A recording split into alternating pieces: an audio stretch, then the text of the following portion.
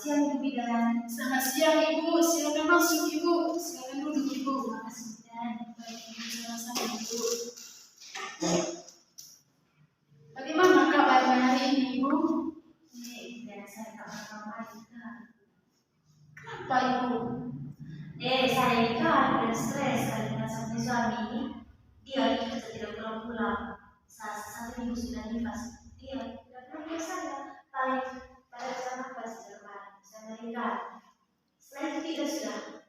Memangnya Ibu datangnya tadi dengan siapa? Bukan dengan suami ya Ibu? Saya datang sendiri. Oh begitu Ibu, kenapa tidak dengan suami Ibu? Suami saya itu bersama. Ini bagaimana menafkahi saya dan kami anak. Oh, baik Ibu, sebelumnya Ibu, saya perkenalkan terlebih dahulu. Nama saya Ibu Bidan Ferdi. Kebetulan pagi ini saya yang bertugas di ruangan ini. Ibu, kalau boleh tahu Ibu, nama Ibu siapa dan umurnya berapa dan dari mana Ibu? Dan saya dan ini. Saya dan Tuhan, umur saya umur 20 tahun. Kalau suami Ibu? Suami saya itu dari Lesu. Umurnya umur 27 tahun. Oh, baik Ibu.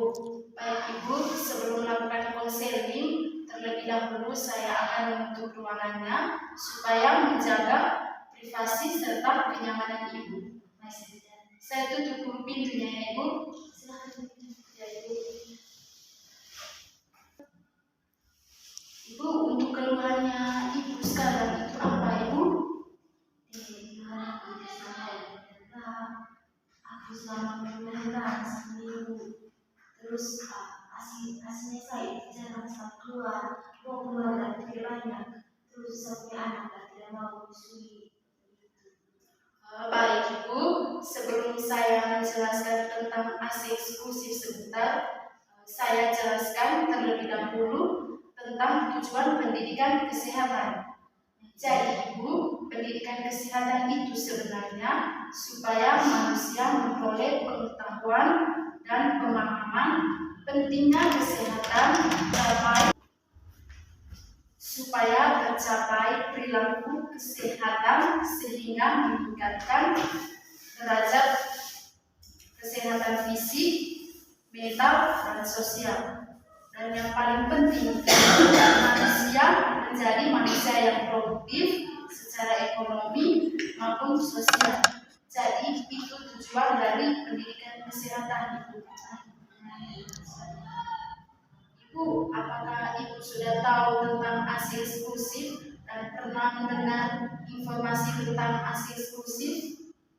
Saya tidak tahu apa itu ASI eksklusif. Memang saya mendengar tentang ASI eksklusif, tapi saya tidak tahu seperti apa itu ASI eksklusif. Baik Ibu, saya akan menjelaskan pengertian dari ASI eksklusif. Jadi Ibu, ASI eksklusif adalah bayi yang hanya diberikan ASI saja, tanpa tambahan cairan atau makanan, kecuali obat, vitamin, dan mineral sampai bayi Ibu berumur 6 bulan. Jadi Ibu, yang bagus itu hanya diberikan ASI saja, tanpa tambahan makanan lainnya. Baik Ibu, selanjutnya Ibu saya akan menjelaskan manfaat dari ASI eksklusif. Yang pertama yaitu Ibu, ASI sebagai nutrisi. Yang kedua yaitu ASI meningkatkan daya tahan tubuh bayi. Terus yang ketiga yaitu Ibu, ASI eksklusif meningkatkan kecerdasan supaya bayi Ibu kecerdasannya bagus. Terus yang keempat itu Ibu, ASI eksklusif meningkatkan jaringan kasih sayang. Maksudnya Ibu, kasih sayang antara Ibu dan bayi Ibu. Baik Ibu, selanjutnya itu saya akan menjelaskan zat kekebalan dalam ASI. Jadi Ibu, ASI itu mempunyai zat kekebalan. Yang pertama yaitu Ibu, faktor bifidus. Faktor ini untuk mendukung proses perkembangan bakteri yang menguntungkan dalam usus untuk mencegah bakteri pertumbuhan bakteri yang merugikan. Yang kedua yaitu Ibu, laktoferin. Tujuannya itu mengikat zat besi dalam ASI sehingga zat besi tidak digunakan oleh bakteri patogen untuk pertumbuhannya. Dan yang ketiga itu Ibu, dia sebagai anti alergi. Dan yang keempat itu mengandung zat antivirus polio.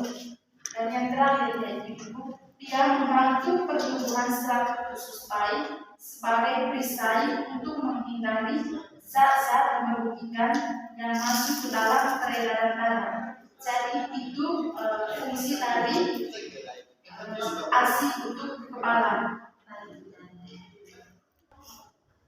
Baik Ibu, selanjutnya Ibu saya akan menjelaskan jenis-jenis ASI. Jadi Ibu, jenis-jenis ASI itu ada 3. Yang pertama yaitu Ibu kolesterol. Kolesterol ini merupakan cairan yang pertama kali keluar dan dia itu kental, warnanya kuning-kuningan dibandingkan susu natur. Terus yang kedua itu Ibu, dia diekspresikan hari pertama sampai hari ketiga. Dan dia bila dipanaskan akan menggumpal, sedangkan ASI natur tidak. Terus merupakan pencahar yang ideal untuk membersihkan mukenium dari usus bayi dan baru lahir dan mempersiapkan saluran pencernaan makanan bayi bagi makanan yang tadi. Terus lebih banyak mengandung karbohidrat, protein, mineral, antibodi memberikan perlindungan bayi sampai umur 6 bulan dibandingkan dengan ASI natur. Terus yang kedua yaitu Ibu, ASI masa peralihan. Merupakan ASI peralihan dari kolesterol sampai menjadi ASI yang natur. Terus dia diekspresikan dari hari ke-4 sampai hari ke-10. Terus kadar protein yang makin rendah, sedangkan kadar karbohidratnya semakin meninggi dan volume juga semakin meninggi. Terus yang terakhir yaitu Ibu, ASI natur. ASI ini merupakan ASI yang diekspresi pada hari ke-10 dan seterusnya. Komposisi relatif konstan. Terus merupakan cairan berwarna putih kekuning-kuningan yang diakibatkan warna dari kafein, riboflavin dan karoten yang terdapat di dalamnya. Terus tidak mengempal jika dipanaskan dan di dalamnya itu terdapat antimikrobial. Faktornya itu antara lain antibodi atau sering disebut kekebalan terhadap infeksi, protein, dan hormon-hormon. Selanjutnya itu Ibu, karena saya sudah menjelaskan tentang jenis-jenis ASI tadi, selanjutnya itu saya akan menjelaskan bagaimana cara memperbanyak produksi ASI. Yang pertama itu Ibu, bayi menyusu setiap 2 jam selama 10-15 menit di setiap paru darah. Jadi Ibu, kalau Ibu menyusui bayinya itu harus bergantian. Kalau payudara sebelahnya sudah kosong, ganti dengan payudara sebelahnya, itu dilakukan selama 10-15 menit. Terus yang kedua itu Ibu, bangunkan bayi jika bayinya masih tidur. Terus buka baju atau gendong yang membuat terasa gerak. Duduklah selama menyusui. Jadi Ibu, kalau Ibu menyusui bayinya, lebih baik dalam keadaan lebih nyaman itu duduk Ibu. Terus yang ketiga itu pastikan bayi menyusu dengan posisi yang baik dan bayi itu harus menempel pada ibunya. Dan perhatikan apakah bayinya berenang secara aktif. Terus susu bayi di tempat yang tenang, nyaman, dan minumlah setiap menyusui. Terus Ibu tidur bersebelahan atau dekat dengan bayi. Ibu kalau menyusui bayinya itu harus tidur bersebelahan dengan bayinya. Terus yang terakhir itu Ibu itu harus meningkatkan istirahat dan minum. Ibu itu harus banyak istirahat dan minum karena Ibu itu menyusui. Jadi begitu cara memperbanyak produksi ASI. Baik Ibu, selanjutnya itu Ibu, saya akan menjelaskan tentang cara pemerasan ASI. Cara pemerasan ASI itu Ibu ada 2. Yang pertama itu pengeluaran ASI dengan tangan dan juga pengeluaran ASI dengan pompa. Tetapi saran dari saya itu lebih baik ibu memeras ASInya itu dengan cara pengeluaran ASI itu dengan tangan, karena itu yang paling gampang ibu dan sering dilakukan oleh ibu-ibu.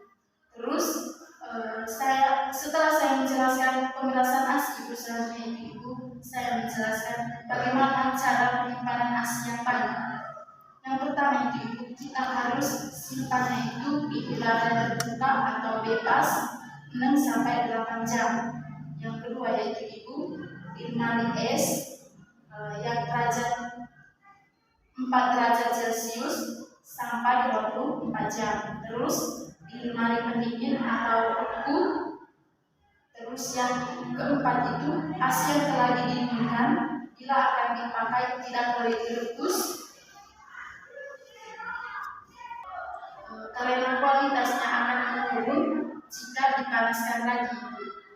Jadi ASI tersebut cukup didiamkan beberapa saat di dalam suhu kamar agar tidak terlalu dingin, atau dapat pula direndam di dalam wadah yang telah berisi air panas.